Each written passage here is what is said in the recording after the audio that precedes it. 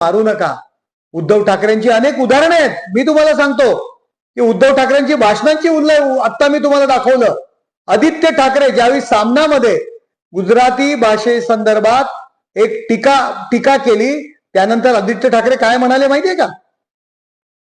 2014 मध्ये मराठी आणि गुजराती समुदायामध्ये आम्ही फरक करत नाही, हे दोन्ही समुदाय आमच्यासाठी सारखेच आहेत, असा कोणताही वादग्रस्त मजकूर पक्षाच्या अधिकृत भूमिकेचा भाग नाही. का? मतं पाहिजे होती म्हणून? का नाही तेव्हा तुम्ही म्हणालात हे चुकीच्या गोष्टी आहेत म्हणून? उद्धव ठाकरेंचं तुम्हाला मी सांगतो, 2025 मध्ये मार्च 2025 मध्ये काय म्हणाले? घाटकोपर मध्ये आमचं गुजरात विरोधी काहीही नाही, हे वाक्य आहे. जून 2022 मध्ये गुजराती आणि मराठी या भाषा साखरेप्रमाणे एकमेकांमध्ये मिसळल्या आहेत. माझं गुजराती भाषेवर आणि समाजावर प्रेम आहे. आणि मग आता काय झालं? एकनाथ शिंदे जय गुजरात म्हणाले म्हणून त्यांच्यावर टीका करताय? त्यावेळी गुजरात्यांची मतं पाहिजे होती म्हणून त्यांच्या बाजूने बोलत होता का? दुटप्पी धोरण, दुतोंडी सापासारखं यांचं वागणूक आहे. अहो, निवडणुकीमध्ये पाकिस्तान मधून यांना फतवे निघाले होते, मुल्ला मौलव्यांचे, यांना मतदान करा. दहशतवादी लोक यांच्या प्रचार सभांमध्ये हिरवे झेंडे नाचवत होते. तेव्हा कुठे गेलेलं देशावरचं प्रेम? देशावरचं यांचं प्रेम नाहीये. अशी तर कृत्य आम्ही केली नाही. जय महाराष्ट्रानंतर गुजराती समाजाच्या मेळाव्यामध्ये जर जय जय गुजरात बोललं तर यावर ऑब्जेक्शन काय घेण्यासारखं आहे? आधी ते जय महाराष्ट्र बोललेत आणि तुम्ही आम्हाला शिकवू नका. मराठी अस्मिता, मराठी भाषा, मराठी प्रेम हे तुम्ही आम्हाला शिकवण्याची गरज नाही. ज्या ज्यावेळी मुंबई महानगरपालिकेच्या निवडणुका येतात त्या त्यावेळीचे नेहमीचे विषय आहेत.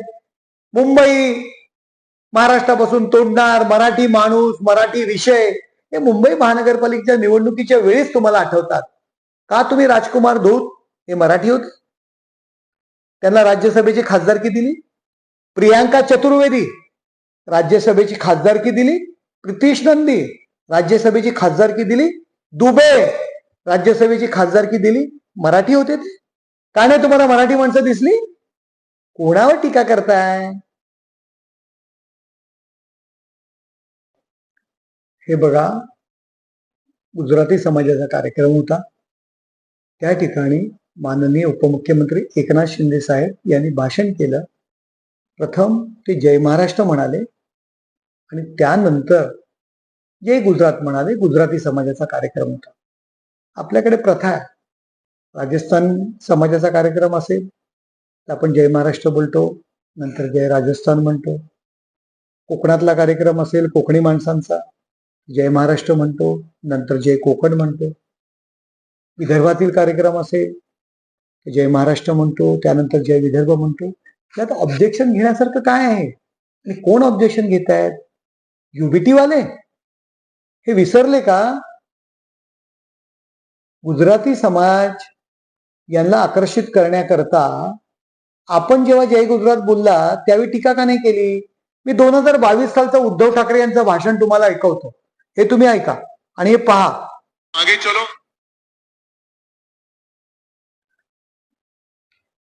आप आगे चलो, हम साथ हैं. जय हिंद, जय महाराष्ट्र, जय गुजरात. हे उद्धव ठाकरे यांनी भाषण केलं होतं. त्यावेळी पत्रक मी तुम्हाला सांगतो. मुंबई मा जिलेबीनी फाफडा, उद्धव ठाकरे आपणा. त्यावेळी हा गुजरात विरोध हा मावळला होता का? लाई चना महोत्सव सुभाष देसाईंच्या प्रभागातनं सुरू केला.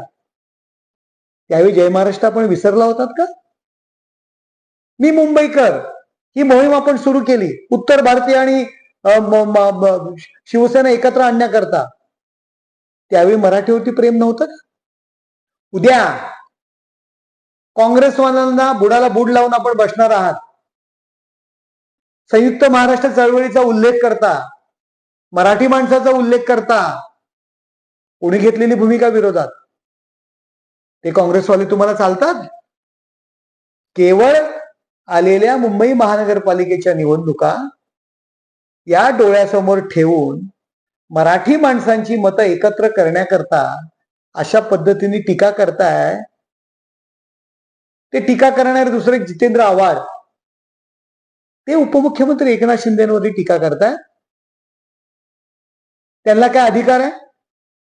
अहो, जय पॅलेस्टाईन असं तर एकनाथ शिंदे म्हणाले नाहीत ना. ज्या इशरत जहाला लष्कर ए तोयबाची साथीदार होती, तिला डोक्यावर घेणारे जितेंद्र आव्हाड 2013 मध्ये कबीर कला मंचच्या अर्बल नक्षलवादी म्हणून RR पाटलांनी ज्यांना अटक केली, देशाचे गृहमंत्री चिदंबरम यांनी सुप्रीम कोर्टामध्ये सांगितलं की शहरात अर्बन नक्षलवाद वाढतोय. एक नक्षलवाद्याला पकडलं, त्यांनी सांगितलं की आम्हाला कबीर कला मंचचे लोक नक्षलवाद शिकवण्याकरता येत होते. त्यानंतर RR पाटलांनी त्यांना अटक केली. त्या माणसांची बाजू आपण काल विधान भवनात घेताय. तुम्हाला अधिकार आहे का?